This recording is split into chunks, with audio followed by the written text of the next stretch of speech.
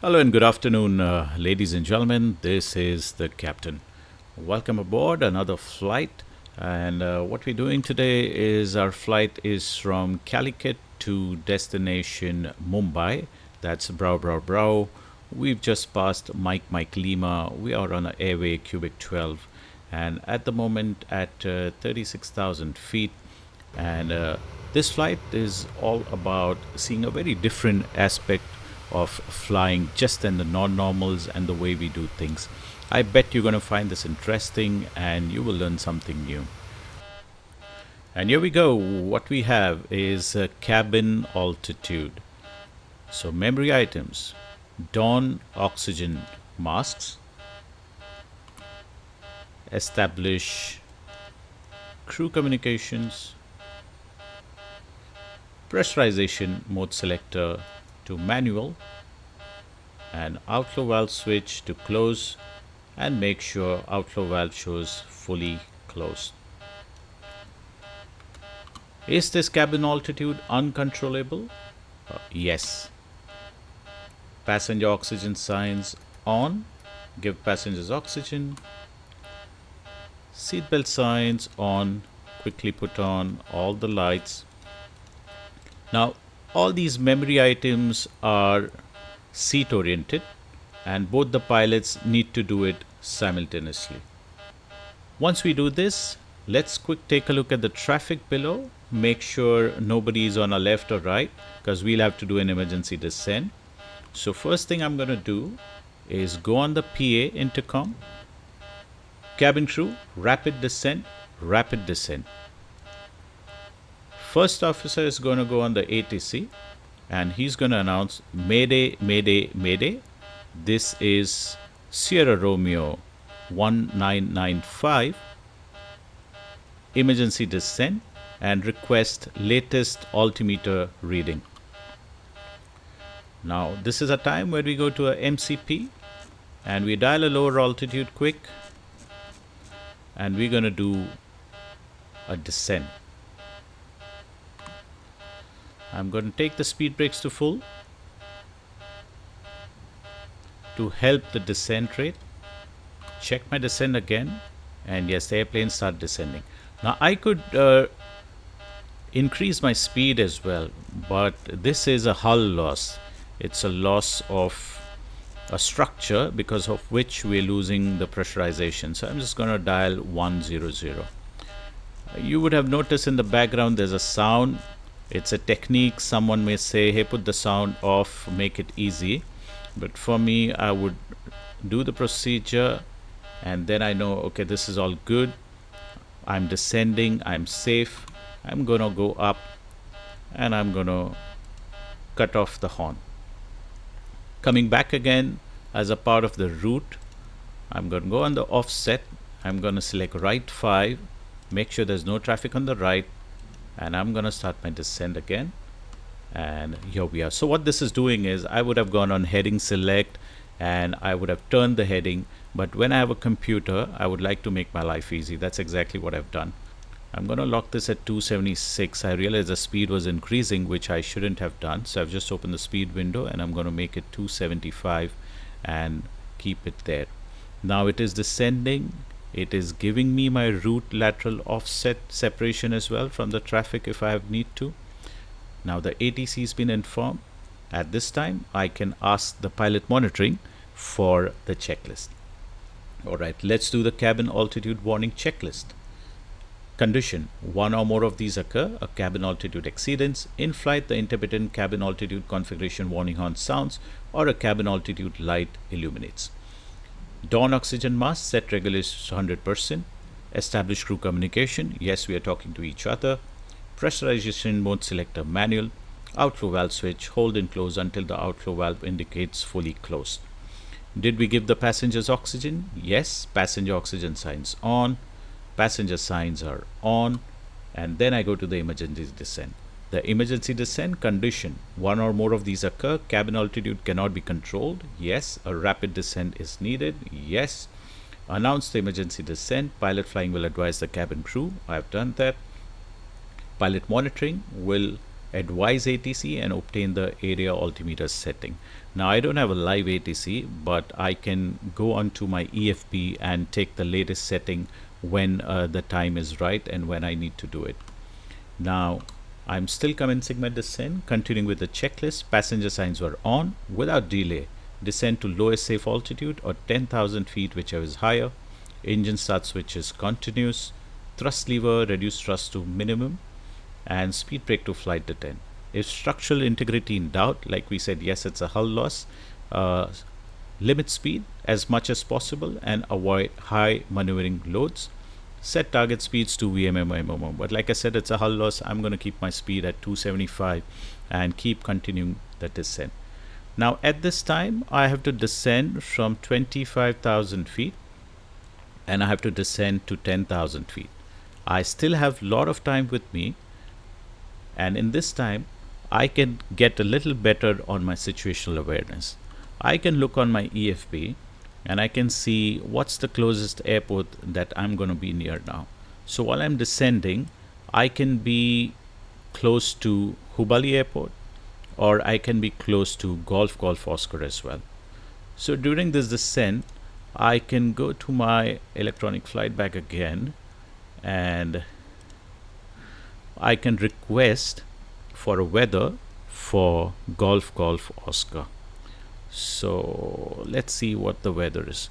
So weather says at this time is the winds are westerly 6,000, temperature is 31 and 26 with QNH 1003. Now the second question is, while the weather is good, can I land on this airport? Now that's another thing I need to check. Alright, so I'm at my landing en route page, because I know now Goa is closed. So I'm going to type VOGO. I'm going to go to Goa. I'm going to land on 26 based on the winds that we got from import weather. It's a westerly runway. I'm going to select the data from my airplane and I'm going to select calculate. Whoops. So landing weight is in excess of structural limit.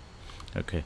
So we still have time to go to Goa at the moment, and the landing weight will be reduced as we reach to Goa. Maybe we have to do a full procedure, or maybe we might have to do an overweight landing as well. So that decision is still pending. But wait, this is a very ideal scenario. I know the non-normal. I made sure the non-normal came in time. I did everything here based on a textbook scenario. So the simulated cabin altitude was done by me. The actions, I could do it. I'm sitting in my own comfortable room and I'm trying to do this. So I exactly knew when to do what, and this is exactly what I did. Can we get serious now? Captain? We've all heard about the computer simulations, and now we are watching actual sims, but I can't quite believe you still have not taken into account the human factor. What do you think the pilots were doing at 36,000 feet? Pilots were having a chat. Pilots were probably talking about the cabin crew behind. Probably they were talking about the new car they're going to buy. Probably they're talking about their lives, the food they ate, new restaurants, and probably bitching about the fleet office as well. And this is exactly what I'm going to explain as a startle effect. Now, all pilots will go through a startle effect when they're faced with an unexpected emergency. And when this happens, there can be two conditions. One, either the pilot can take a wrong decision, or second, the pilot may freeze and do absolutely nothing. This is exactly the effects on human beings on startle effect.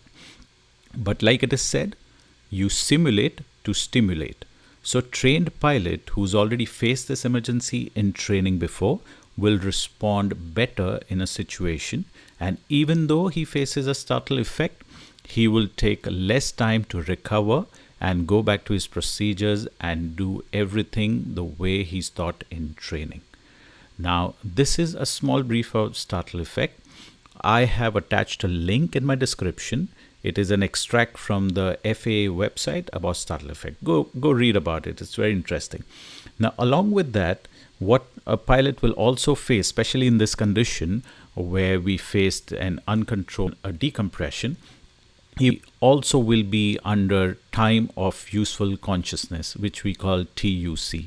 So a human being will only be able to perform certain limited of tasks only for a few seconds in an oxygen starved condition.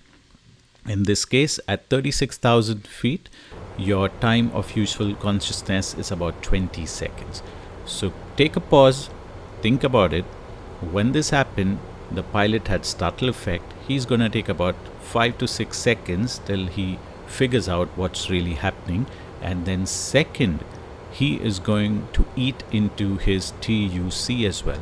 So if at 36,000 feet he has 20 seconds, he just has another 15 seconds to react, do the procedure, and also at the same time make the crew and the passengers are safe, and the crew can perform their actions as well. This is so interesting.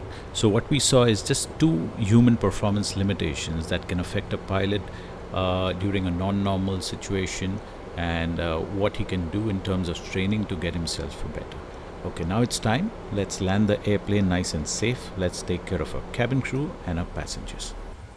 All right, so we are at 10,000 feet.